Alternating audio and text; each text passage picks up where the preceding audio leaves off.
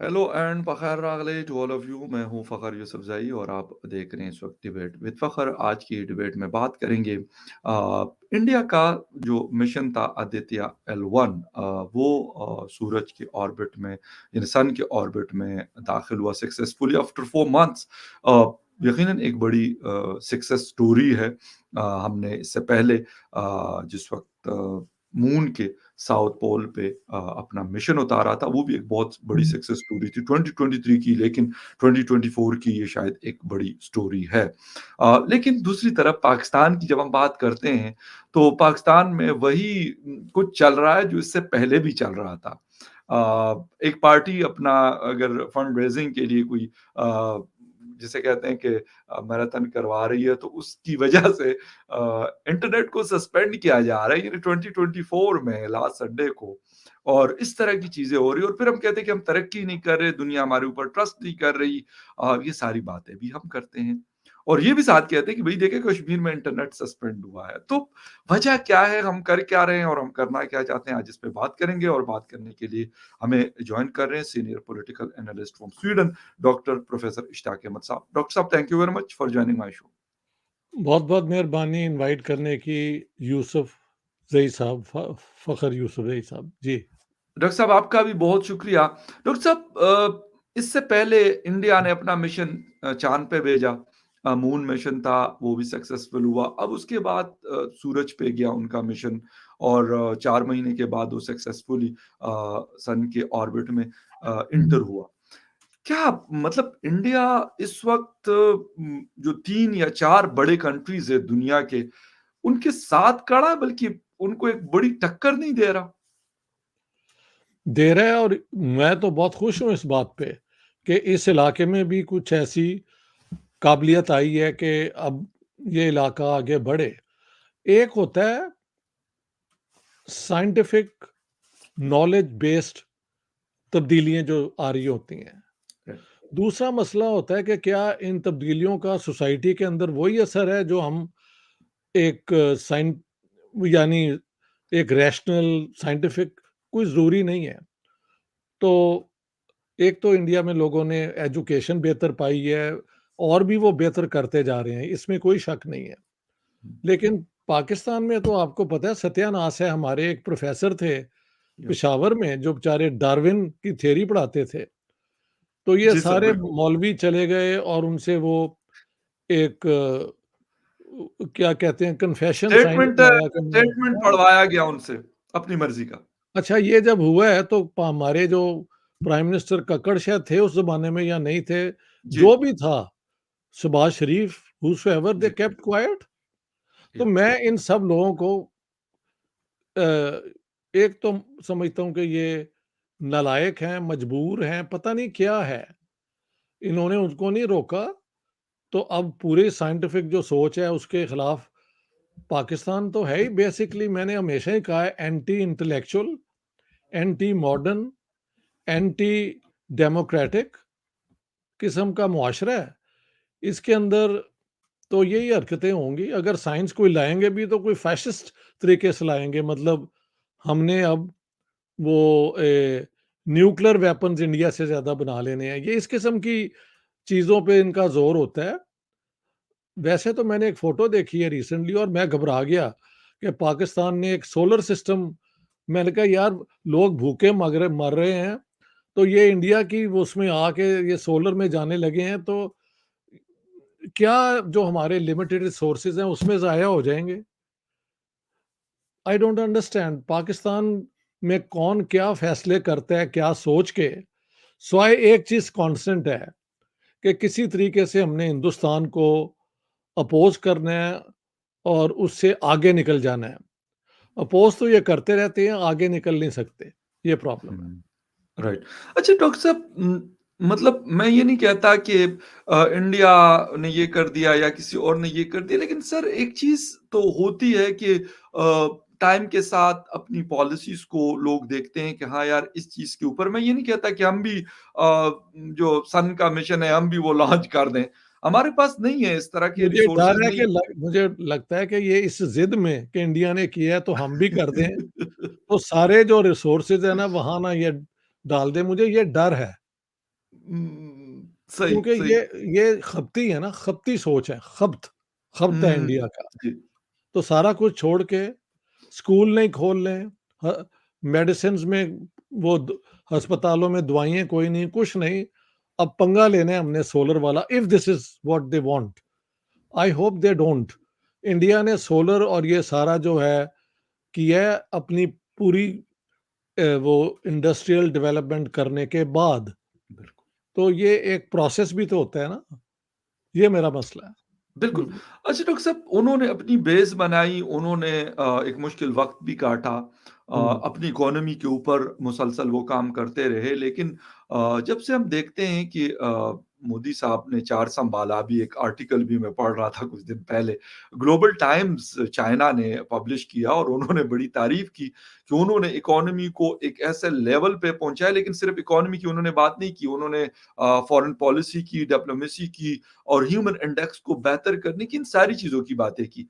तो यानी सर कि इंडिया जी, की? जी, बिल्कुल, बिल्कुल चाइनीज़ जो वो है जिसे कहते हैं कि एक गवर्नमेंट का वो है अच्छा, न्यूज़पेपर है। ये उन तो खुशी की खबर है, खुशी की बहुत खबर है। बड़ी खबर सर मतलब जी, उन्होंने जी, पूरा एक जिसे कहते हैं मान कि एक लिया है, आर्टिकल जी, बिल्कुल।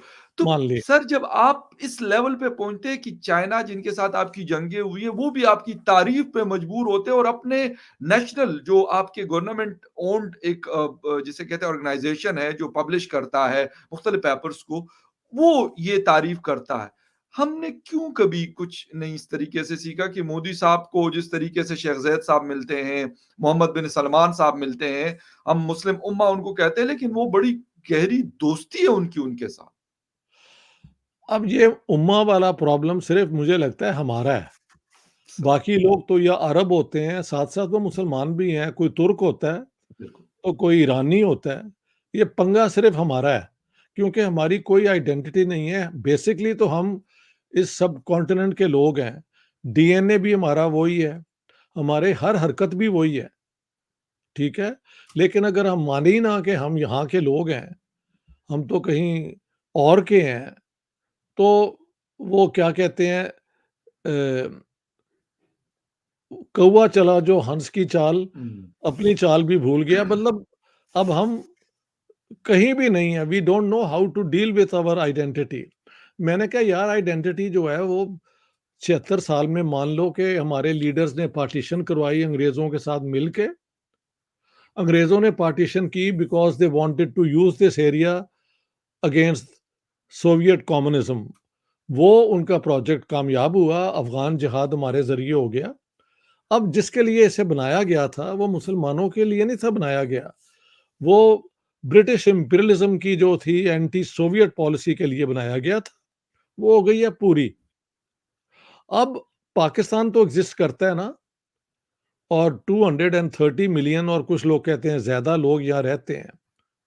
अब आप एक स्टेट के तौर पे इस इलाके के लोगों की जो नीड्स हैं, उनकी जो एस्पिरेशंस हैं, यूनिवर्सिटियाँ बनाएँ, लड़के-लड़कियों को आराम से ज़रा सोसाइटी में फिरने दें, हैं? अ, एक रिलैक्स्ड लिबरल सोसाइटी बनाओ यार, वरना मौलवी और मैंने देखा है वो अ, आप कभी जाएँ ना उसके ऊपर यूट्यूब में, तो वो बेतहाशा बेहुदा किस्म के इश्तिहार लगे होते हैं लड़कियों के हाँ, कि मैं यहाँ रहती हूँ, कुछ चाहे सच भी होगा एग्ज़ैक्टली शादी-शुदी लेकिन इसके अलावा भी अजीब किस्म के हैं। तो या लोग अपना अपना क्योंकि कोई और नौकरी का ज़रिया नहीं है, पैसा कमाने का ज़रिया नहीं है, तो ये सेक्सुअल फ्रस्ट्रेशन के ज़रिए लोग पैसा हुँ, कमा रहे हैं। या इन्हें ये नज़र नहीं आता और मौलवियों के हाथ छोड़ दिया जिनकी अकल जो है वो 7वीं सदी के बाद हुँ, कभी आगे बढ़ी नहीं, वो वहाँ पे बैठे हुए हैं। हाँ जी, तो जब एक मुआशरा इस तरह अपनी प्रायोरिटीज़ ही ना समझे, तो उसको तो कोई और आके ठीक नहीं कर सकता, ये मसला है पाकिस्तान का। एक ही दिन 2 मुल्क बने थे याद रखना, बिल्कुल ठीक। एक वहाँ पहुँच गया, एक यहाँ पहुँच गया। अब उसकी जो एक्सप्लेनेशन है ये तो आप भी जानते हैं, मैं भी जानता हूँ क्या है। हुँ, बिल्कुल सही। अच्छा डॉक्टर साहब हम मतलब अभी बात कर रहे थे कि हिंदुस्तान ने जिस दिन ये अनाउंस उनकी मतलब खबर आई बेसिकली कि वो सूरज के ऑर्बिट में पहुंचे, तो उसी दिन हमने पाकिस्तान के अंदर इंटरनेट सस्पेंशन की। तौबा! आजकल आपको पता है कि हर चीज़ स्कूल का जिसे कहते हैं पीजी और केजी का जो बच्चा होता है उसको भी ये चीज़ चाहिए, और जो बड़ी क्लासेस के बच्चे हैं, बच्चियाँ हैं या जो भी लोग हैं या फिर कारोबार करने वाले लोग हैं, हम जर्नलिस्ट हैं, हर किसी को इसकी ज़रूरत है, लेकिन सारे प्लेटफ़ॉर्म्स बंद कर दिए। हम दुनिया को सर मैसेज क्या देना चाहते हैं ये सारी चीज़ें करके? मैसेज जो है वो हम तो कोई नहीं देना चाहते, हम तो चाहते हैं कि दुनिया हमारी हर हरकत को हमारी मजबूरी समझ के मान ले। वरना तो ये करने का कोई जवाज़ नहीं है। आप कहते हैं इलेक्शन हो रहे हैं, भई इलेक्शन क्यों होते हैं? हुँ, जमहूरियत के लिए। जमहूरियत तो होती है freedom of choice and multi party system. तो आप जो हैं ऑपोजिशन जिनको आप पसंद नहीं करते, सुना है कि अब कुछ इंटरवेंशन हुई है, तो उन्होंने 76% पीटीआई के जो अपना एप्लीकेशंस हैं नॉमिनेशन की मान ली हैं। इफ दिस जी। इज ट्रू, लेकिन अभी भी उनके मेन लीडर जो हैं उनको उन्होंने एक्सेप्ट नहीं किया। तो अब इसी सिलसिले में आप बता रहे हैं कि कोई मनी रेजिंग कर रहे थे जी, पीटीआई वाले बिल्कुल फंड अभी, रेज़िंग थी, फंड रेज़िंग। फंड रेजिंग, तो उसके उसको उन्होंने सस्पेंड कर दिया। अब ये कैसी स्टेट है? ये जमहूरियत के लिए तो नहीं ना फिर हो रहा। This is not a step towards democracy, this is a step towards controlling a result, जो भी वो चाहते हैं। और आप देखें ये हमारा तो हर मुहर्रम के जरिए ये कई दिन के लिए ये सस्पेंड हाँ, हो जाता है। ये कौन सा हाँ। मुल्क है यार, हुँ, जहाँ पे दो मुस्लिम ग्रुप जो हैं वो अमन से अपनी ये रसूमात ही नहीं पूरी कर सकते, आपको पूरी फौज फूज बुलानी पड़ती है। ये दिस कैनॉट कंटिन्यू। ये हुँ। एक एक इफ़ेक्टिव स्टेट की पॉलिसीज़ नहीं है, ये तो एक ऐसी स्टेट है जिसने अपनी जो है ना वो रिस्पॉन्सिबिलिटी छोड़ दी हुई है कि हमसे नहीं होता कि शिया भी अपना कर लें और सुन्नी भी कर लें। नहीं, वहाँ पे फ़ौज लानी पड़ती है और टेलीफ़ोन सस्पेंड करना पड़ता है। ये क्या है? ये सारी हरकतें जो हैं हमारी इंटरनल पॉलिसीज़ की बेहूदगी की वजह से हमारे गले पड़ी हैं।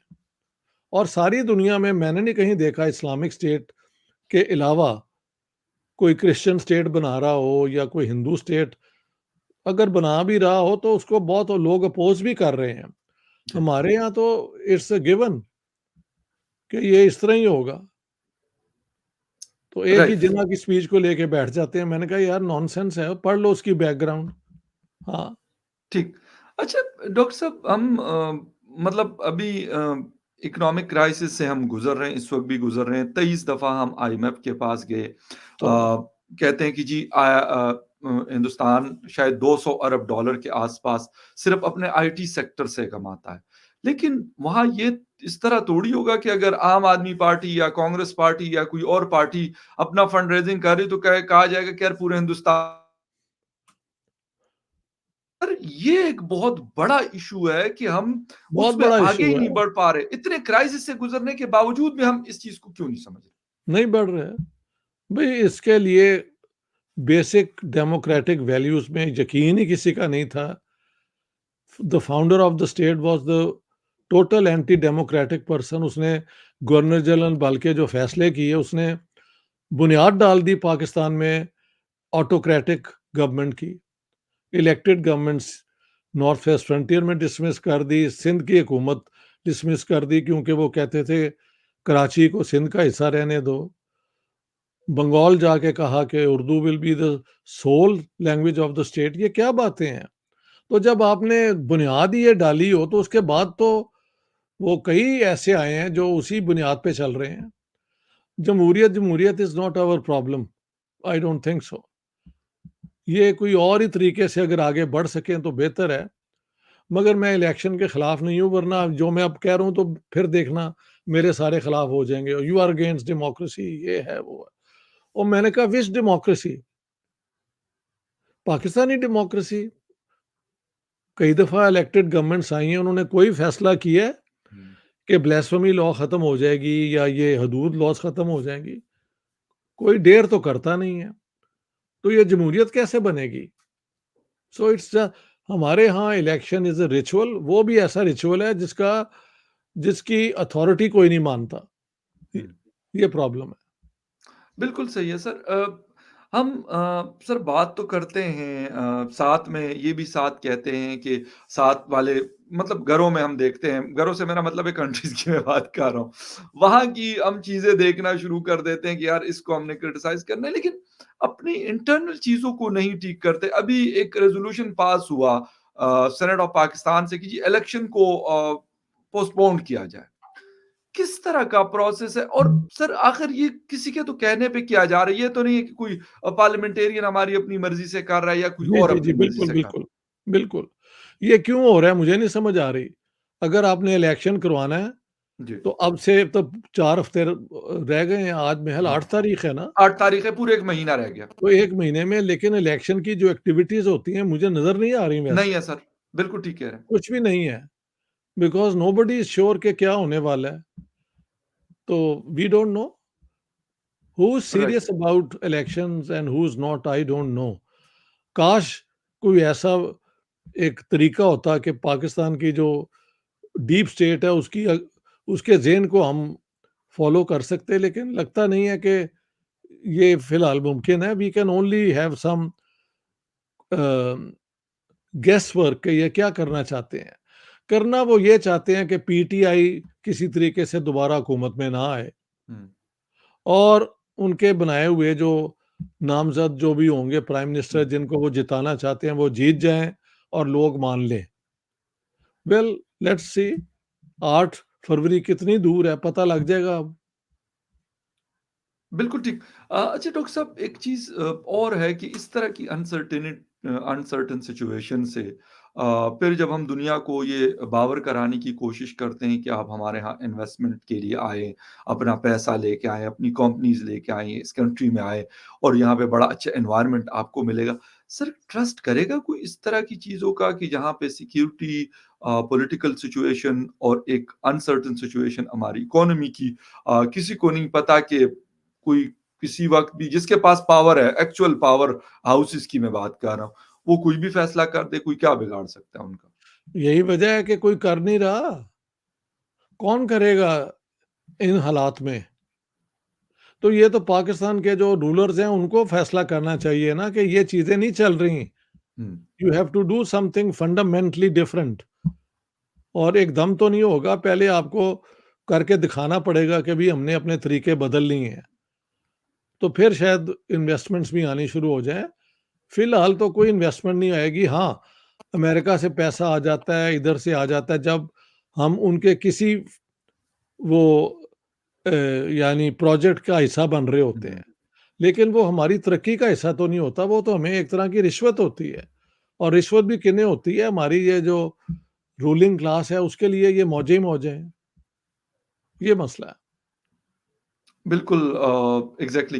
अच्छा सर आखिर में एक क्वेश्चन और वो ये है कि क्या कभी हम सीखेंगे अपने पड़ोसियों हिंदुस्तान या बांग्लादेश या जो तरक्की कर गए या कर रहे हैं, कोशिश कर रहे हैं, कभी हम उनसे कुछ सीखेंगे या हमने ये कसम उठाई हुई है कि नहीं ऐसा कुछ नहीं हमने होगा, हम अपने कसम तो हिसाब यही से उठाई चलेंगे? है कसम तो यही उठाई है कि इंडिया जो भी करेगा हमने उसको बुरा कहना है और नहीं। तो अगर इस ज़ेन से ये करते रहेंगे तो यही हरकतें होंगी। वरना मैं कहता हूँ ना इंडिया चाहता है पाकिस्तान उसके अंदर आ जाए और ना पाकिस्तान में कोई ऐसी ओपिनियन है। तो जब हुँ, हिस्ट्री ने डिसाइड कर दिया कि ये 2 मुल्क हैं, तो सार्क के फ्रेमवर्क में आप दोबारा रिवाइव करें ना कोऑपरेशन, तो जी, आगे बढ़ें यार।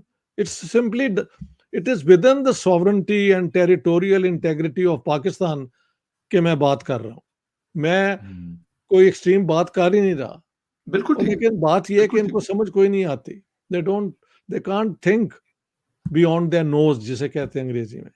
बिल्कुल सही है और एक चीज़ जो डॉक्टर साहब ने कही एंड में कि कोई भी चीज़ अगर हिंदुस्तान करता है तो हमने उसको अपोज़ करना अपोज़ है कि करना है। नहीं ऐसा नहीं है। लेकिन ये हकीकतें ये हैं कि वो 2023 में चाँद पे पहुँचा और 2024 में सोलर मिशन उनका सक्सेसफुल गया।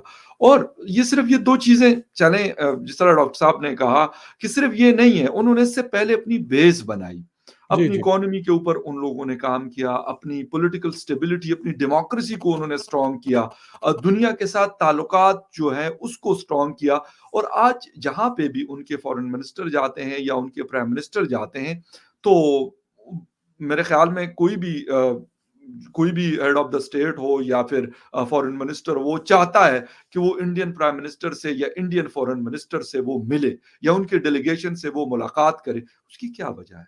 सारी ये चीज़ें हैं जो उन्होंने माज़ी में की और आज दुनिया चाइना जैसा मुल्क जिनकी जंगें हुई हैं, पाकिस्तान की भी हुई है बहरहाल, लेकिन उनका ग्लोबल टाइम जो है वो बाकायदा एक आर्टिकल पब्लिश करता है कि नरेंद्र मोदी साहब के 9 सालों में हिंदुस्तान बहुत आगे गया इकोनॉमी में, ह्यूमन इंडेक्स में, पॉलिटिकल स्टेबिलिटी में और बहुत सारी चीज़ों में और उनकी सॉरी फॉरेन पॉलिसी और डिप्लोमेसी में। तो ये सारी चीज़ें हैं कि जिसे कहते हैं कि जिसका इकरार और जिसकी एक्सेप्टेंस जो है वो लोग भी कर रहे हैं जो शायद हम सोच भी नहीं सकते थे। पाकिस्तान के लिए बहुत सारे सबक हैं इस चीज़ के अंदर कि अगर हम उससे सीखना चाहें। डॉक्टर साहब आपके टाइम का बहुत शुक्रिया कि आपने शो जॉइन किया and viewers thank you very much for watching debate with Fakhar Yousafzai. किसी और डिबेट में आपसे फिर मुलाकात होगी। तब तक के लिए टेक केयर एंड बाय।